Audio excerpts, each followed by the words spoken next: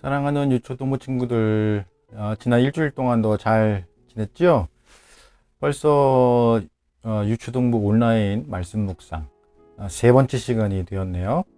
자, 오늘도 지난 시간 나의 생각 나눠보기부터 먼저 복습을 하고 오늘 이야기를 시작해 볼게요. 자, 첫 번째 문제는 이스라엘 백성들이 애굽을 탈출했을 때는 홍해를 건널 수 있게 하셨죠. 그럼 광야 생활을 마치고 가나안 땅을 들어갈 때는 무엇을 건널 수 있게 해 주셨죠? 라는 질문이었습니다. 어렵지 않았죠? 요단강이죠. 그리고 두 번째 질문이었어요. 자, 1번의 그 무엇, 바로 요단강인데, 요단강을 건너게 하시면서 하나님은 각 지파마다 돌을 주워 오라고 하셨다고 했어요. 그 돌을 주워 오라고 하신 것은 무엇 때문이었을까요? 그 돌들을 가지고 뭘 하려고 하신 걸까요? 이런 질문이었었죠. 뭐였어요? 무엇 때문이었죠? 그 돌들로 기념비를 삼기 위해서 였습니다. 여러분들이 답을 아주 잘 해주었어요.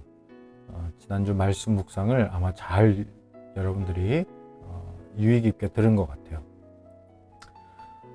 후손들이 이 기념비를 보고 무엇을 기념하는 것이냐라고 물으면 요단강을 건너게 하신 일뿐 아니라 광야 생활 가운데 도우신 하나님의 손길과 능력을 가르쳐 주고자, 알려주고자 하는 그런 목적에서 이 기념비가 세워진 것이었습니다. 세 번째 질문은 이것이었는데, 십자가는 인류 역사상 가장 위대한 기념비라고 했죠. 이것을 통해 우리는 하나님의 크신 사랑을 기억하고 기념해야 한다고 했어요. 그래야 우리가 비로소 하나님께 진정으로 감사한 마음을 가질 수 있다고 말이죠.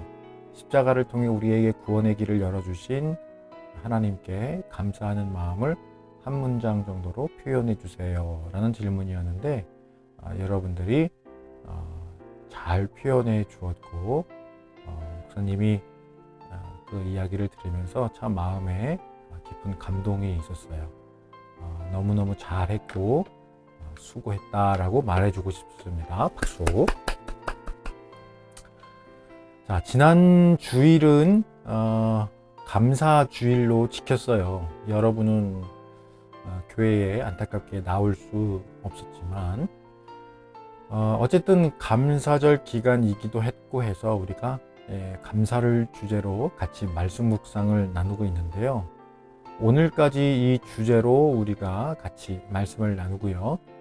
다음 주부터는 올해 마지막 주일까지 어쩌면 내년에 있을 겨울 성경학교 전까지 예수님과 관련해 예언된 말씀, 그 예언된 말씀과 그 예언된 말씀이 신약으로 와서 성취되게 되는 그 모든 연결점을 중심으로 이제 말씀 묵상을 계속 이어가려고 합니다. 우리 친구들도 이 시간이 잘 이어져 갈 수 있도록, 그래서 이 하나님의 말씀을 여러분들이 잘 배우고 그리고 깨닫고 또 주시는 교훈을 함께 나누는 가운데 이 시간이 더욱더 풍족해질 수 있도록 여러분들도 기도해 주시고 또 더 열심히 참여해 주시기를 바랄게요. 자, 오늘은 감사 세 번째 시간이자 감사라는 주제의 마지막 시간으로서 다윗의 이야기를 본문으로 함께 묵상을 나눠보도록 하겠습니다. 다윗은요, 이스라엘이라는 나라의 가장 위대한 왕으로 손꼽혀요. 다윗이 왕이었을 때 이스라엘이 가장 강력했었죠. 그래서 유대인들은 다윗이 왕이었을 때를 지금도 그리워하고 자랑스러워합니다. 심지어 다윗은 세계인들에게도 아주 유명해요. 교육을 조금이라도 받은 사람이라면 누구라도 다 알 만큼 유명한 인물이죠. 세상이 다윗을 이토록 유명한 인물로 주목하는 몇 가지 이유가 있어요. 그 중에 가장 중요한 이유를 들라면 훗날 자신의 후손으로 오신 예수 그리스도를 상징하는 인물이기 때문이에요. 그래서 오랜 시간 많은 이들이 다윗과 그가 지은 시, 그가 살아온 인생을 통해서 천년 뒤에 오실 구원자가 어떻게 그려지고 있는지 연구하고 진리를 탐색하게 된 것입니다. 그렇게 주목받고 있는 다윗의 어린 시절은 그럼 어땠을까요?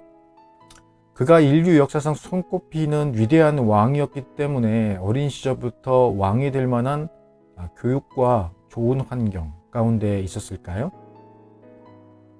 그렇지 않아요. 오히려 그 반대였죠. 다윗은 어린 시절 양을 치는 목동이었어요.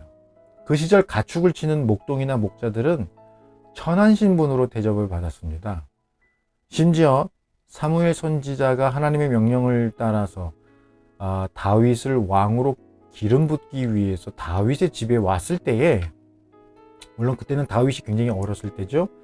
다윗의 아버지는 다른 아들들은 다 불러놓고 양을 치던 막내 아들 다윗은 부르지 않을 만큼 그의 존재감은 그의 가족들 안에서도 미비하기 그지없었던 거죠. 그렇게 왕으로 기름 부음 받은 후에도 다윗의 삶이 크게 달라지진 않았어요.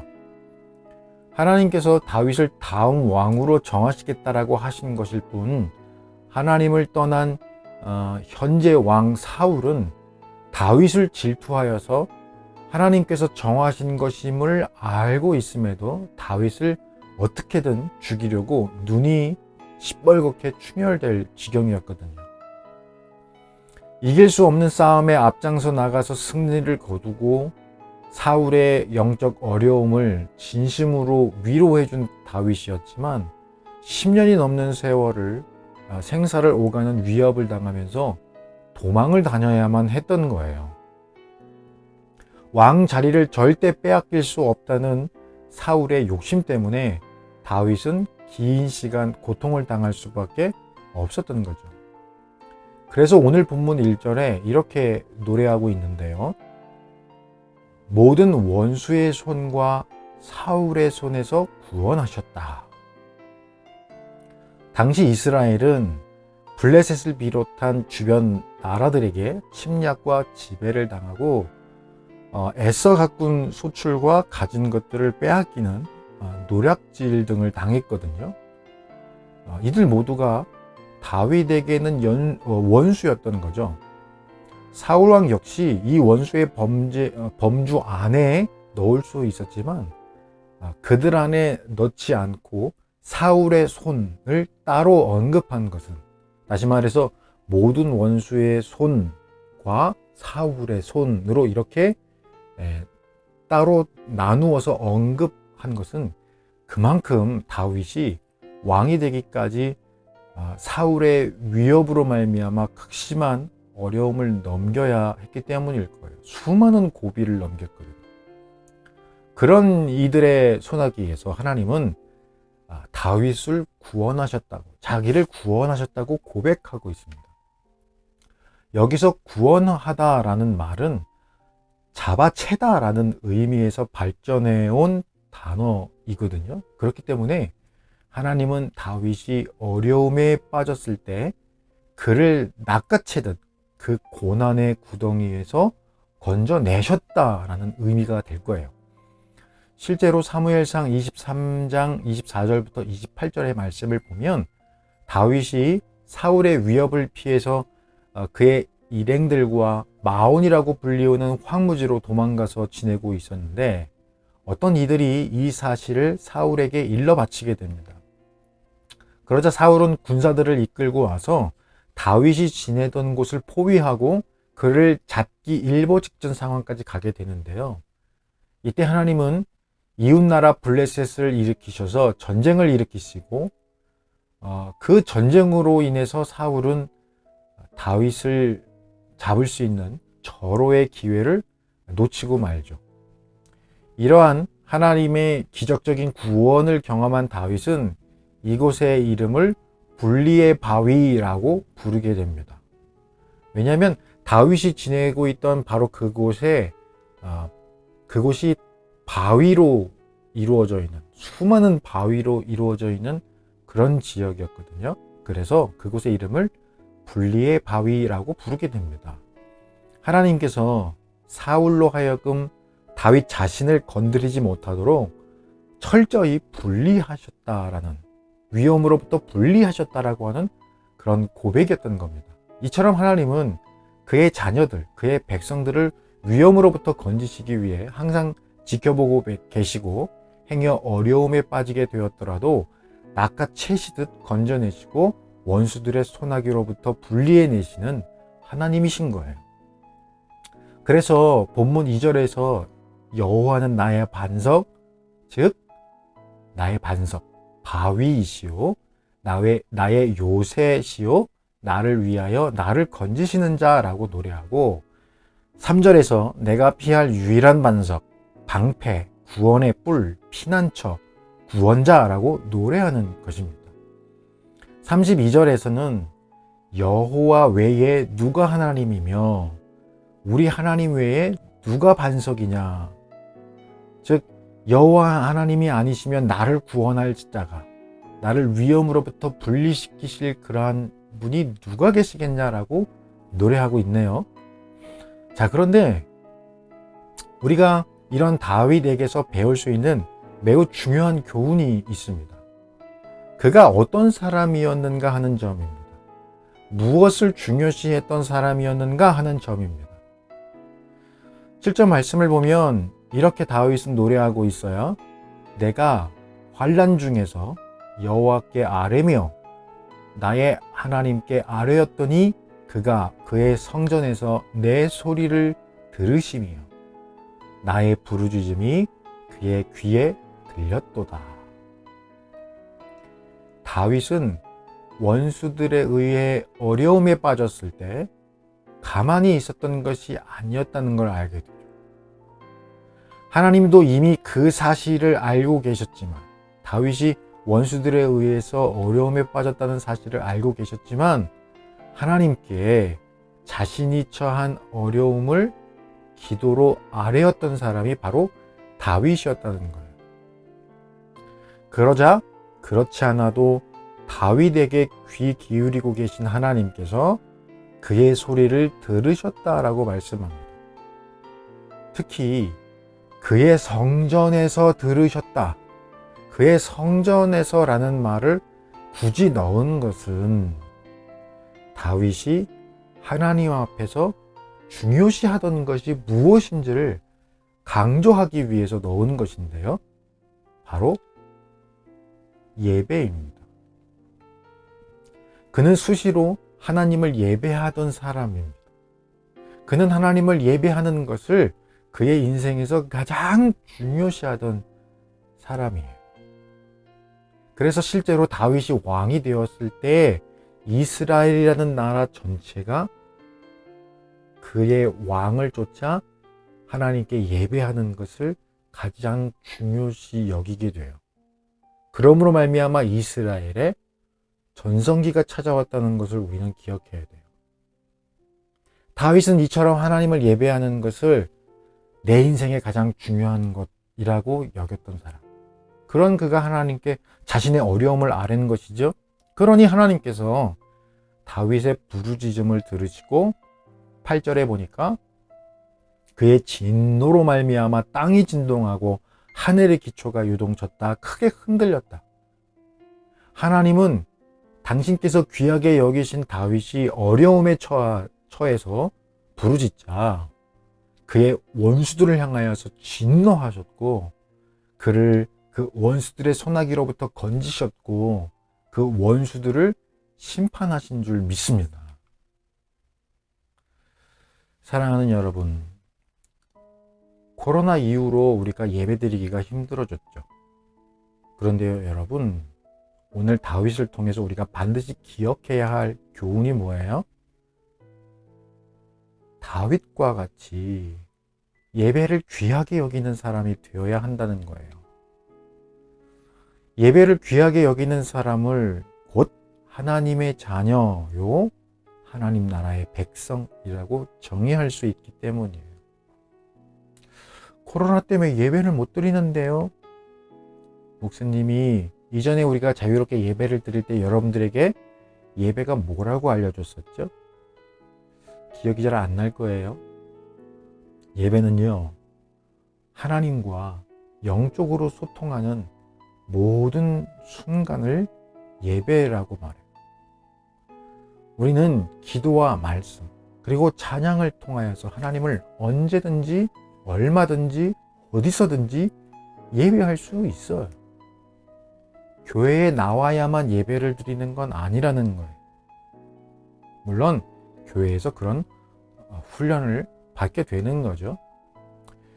그래서 목사님이 일주일에 한 번 말씀 묵상을 할 수 있도록 이렇게 유튜브를 통해서 여러분들과 만나는 거예요. 좀 늦게 찾아온 감이 있어서 너무너무 미안하지만요. 하나님께 감사하는 삶, 그것은 하나님을 어느 순간에도 예배하고 하나님과 영적으로 소통하는 삶을 통해서 우리는 살아갈 수 있게 되는 겁니다. 여러분, 여러분에게 예배는 얼마나 중요한 일인가요? 예배를 중요하게 여기는 사람만이 감사하는 삶을 살아갈 수 있게 된다는 것을 여러분 꼭 기억해 주기를 바랍니다. 자, 오늘 나의 생각 나눠보기. 첫 번째는요, 이스라엘의 가장 위대한 왕으로 세계인들이 기억하는 다윗 왕은 그의 후손으로 오실 누구를 예표, 상징하는 왕이라고 했나요? 이것이 첫 번째 질문입니다. 두 번째는요, 다윗 왕이 자기 인생에서 가장 중요하게 여기던 것이 무엇이라고 오늘 알려줬죠? 이것이 두 번째 질문. 그리고 세 번째, 목사님이 마지막에 이런 질문을 했죠. 여러분에게 예배는 얼마나 중요한 일이냐고. 이 질문에 대해서 답해 주세요. 만약 중요하게 여기질 않았다면 앞으로의 각오를 말해주면 좋을 것 같아요. 예배에 대해 어떤 마음을 가질 생각인가? 잘 모르겠다면 예배를 중요하게 여기는 마음을 달라고 간단하게나마 기도해보고 대답하는 것도 좋은 생각일 것 같아요. 네, 이렇게 나의 생각 나눠보기까지 마쳤습니다.